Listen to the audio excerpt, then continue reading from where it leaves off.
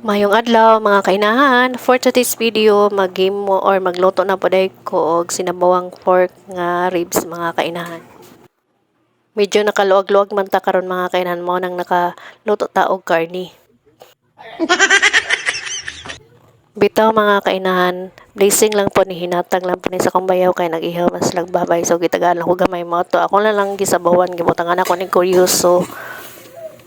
Bago din ako ni gilatan ang karni nga baboy mga kainahan, ako ni siyang giluto sa sarili niyang sabaw, akong gipahubas. Bago na ko na siya gibutang ang tubig. Then pagkahuman, luno na lang ako dira ang kuryoso para isahan na lang ang lata. Paglata sa karni, nalata na lang pod ang kuryoso. So, ginulod lang po na ako dira ang mga lamas mga kainahan like loya o sibuyas bombay.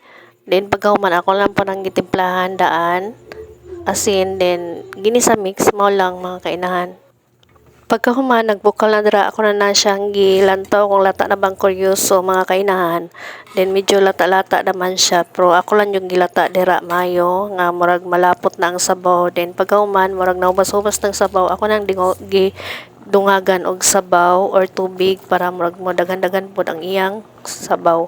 Then ako nang gibutangan dira og buo nga paminta kay ganahan man kunay paminta. Pagkahuman ako nang gilunod dira ang pichay. Then pagkahuman sibis dahon, then sili nga haba. Pagkahuman ako na lang maghihipabukalag mga pila ka bukalan ang pichay mga kainan kay ganahan man kog kanang dili kay lata or dili kay luto nga pichay murag half cook lang nga pagkaluto.